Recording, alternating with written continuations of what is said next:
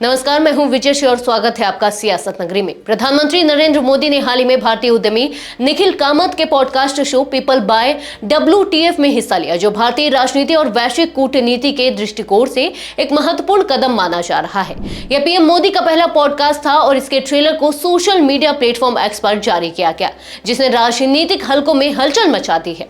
Show के दौरान प्रधानमंत्री मोदी ने अपनी राजनीतिक यात्रा, कार्यकाल के अनुभव और वर्तमान वैश्विक परिस्थितियों पर खुलकर चर्चा की। पॉडकास्ट के ट्रेलर में पीएम मोदी और निखिल कामत के बीच एक दिलचस्प और आत्मीय बातचीत देखने को मिली। जब निखिल कामत ने प्रधानमंत्री से कहा, मुझे आपके सामने बैठकर बात करने में घबराहट हो रही है, तो प्रधानमंत्री मोदी ने हल्के फुल्के अंदाज में जवाब दिया, यह मेरा पहला पॉडकास्ट है, मुझे नहीं पता कि यह आपके दर्शकों को कैसा लगेगा। इसमें नम्रता और सहजता ने पीएम मोदी के व्यक्तित्व को और स्पष्ट किया, जो अक्सर उनके राजनीतिक संवाद में कम देखने को मिलता है। इस बातचीत में निखिल कामत ने राजनीति और उद्यमिता के बीच संबंध पर सवाल उठाया और पीएम मोदी से पूछा कि जब वे बड़े हो रहे थे तो उनके मन में राजनीति को लेकर नकारात्मक विचार थे।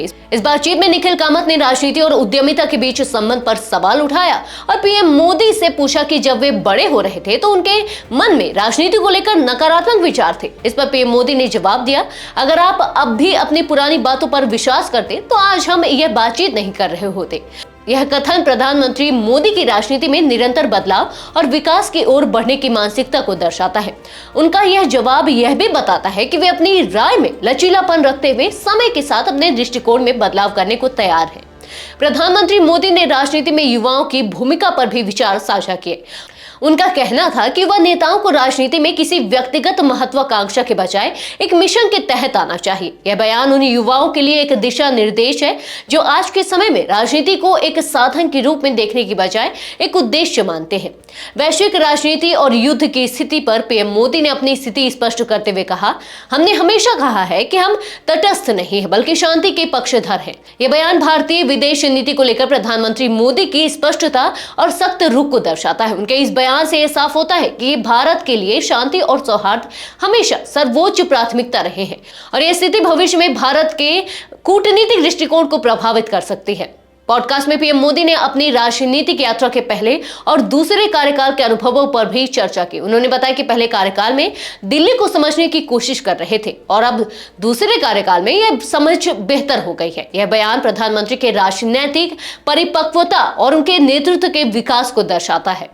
इस पॉडकास्ट में पीएम मोदी ने यह भी कहा कि वे कोई देवता नहीं है बल्कि एक इंसान है और उनसे भी गलतियां हो सकती हैं।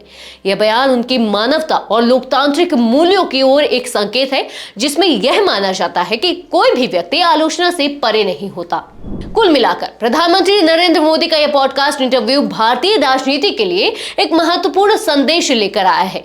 यह न केवल उनके नेतृत्व को समझने का अवसर देता है बल्कि राजनीति, उद्यमिता और वैश्विक कूटनीति के बीच के संबंधों पर भी एक नई सोच प्रस्तुत करता है।